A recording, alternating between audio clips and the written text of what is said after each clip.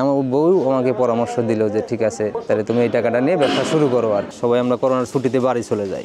আসার পরে ওই কোম্পানিতে আসলে আর কাজও ছিল না ওই পরিমাণ, কিছু লোকজনকে ছাঁটাই করা হলো, পরে ওই ছাঁটার মধ্যেই পড়ে গেছি আর কি। পরবর্তীতে অনেক চিন্তা ভাবনা করে বাসায় প্রায় বেশি দিন না 2 থেকে 3 মাসের মতো বসাছিলাম আর কি। আপনার ভাবির সাথেই কথা বলি আসলে এখন কি করা উচিত বা কি করার দরকার, টাকা পয়সাও তো এরকম ছিল না আসলে। তো আপনার ভাবির সাথে আলাপ করার পরে আপনার ভাবি একটু সাহস দিল আর কি, সাহস দিল যে ঠিক আছে তুমি যদি ব্যবসা বাণিজ্য করতে চাও তাহলে হয়তো বা ওর কাছে ওই সময় 1 লাখ টাকার একটা ফিক্সড করা টাকা ছিল আর কি, যেটা আমি জানতামই না, কখনো বলেও নাই আমারে। বললো যে তুমি যদি কিছু করতে চাও তাহলে এটা আমার থেকে নিতে পারো। আর আমি টাকা চাইও নাই যে আসলে এগুলো করতে গেলে তোমার টাকা লাগবে, কিন্তু এটা কার কাছে বলবো এরকম বলার মানুষও নাই। আগাগোড়াই আমার বউ আলাদা সাপোর্ট করতো, কিন্তু ওর কাছে যে টাকা আছে এটা আমি আসলে জানতাম না, এটা কখনো চিন্তা করি না। যে টাকা বেতন পাই এই টাকা থেকে যে টাকা জমায় আবার ওই 1 লাখ টাকা বানাইছে এটা তো বিশ্বাস করার মতো না। যাই হোক, মহিলা মানুষ হয়তো বা টাকা পয়সা হিসাব করে চলাফেরা করার জন্যই অবশ্যই তখন অনেক ভালো লাগছিল আর কি, যে এত কষ্টের পরেও কিছু টাকা হয়তো বা জমা করছে আর কি। তখন ওর ইয়েতেই আমরা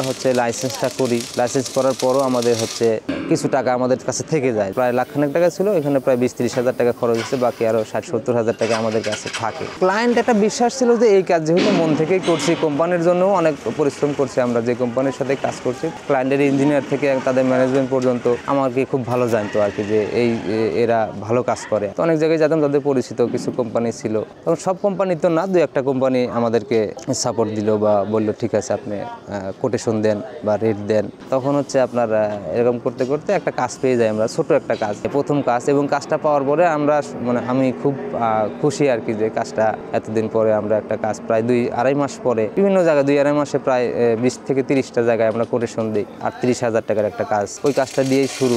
38 হাজার টাকার কাজটাই আমার কাছে সবচেয়ে বড় জিনিস, যে আমি কাজ পাইছি। সেটা কত টাকার কাজ আসলে এটা ম্যাটার না।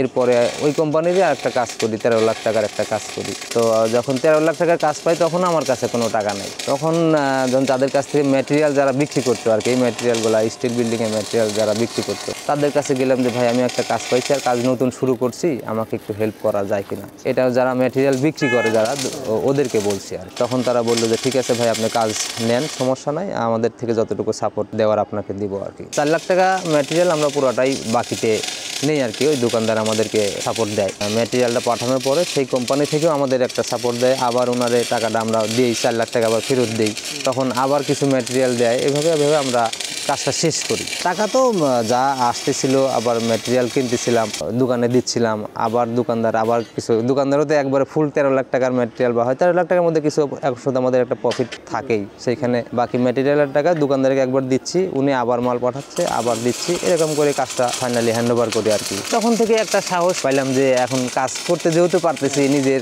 কারণ বিভিন্ন জায়গায় হয়তো যাওয়ার পরিমাণটা বাড়াই দিলাম, আগে 10 জায়গায় গেলে এখন 20 জায়গায় যাই। এরপরে কন্টিনিউ টুকটাক কাজ হলো। আর তখন তো ওই 13 লাখ বলেন, 2 লাখ বলেন, 50 হাজার সবই মনে থাকতো, বা এখন তো টুকটাক আল্লাহ দিলে সবসময় কাজ করতেছি। আগে হয়তো বা যেটা মান্থলি ইনকাম করতাম তার চেয়ে এখন আল্লাহ দিলে একটু বেশি ইনকাম থাকে। আমার ওয়াইফও যদি ওই সময় ব্যবসা করার কথা না বলতো তাহলে হয়তো বা আমার কোনো না কোনো জায়গায় এখন চাকরি করেই চলতে হতো। তো ওই সময় ওর বুদ্ধিতেই আমি ব্যবসায় আসি এবং আল্লাহ দিলে এখন ভালো আছি।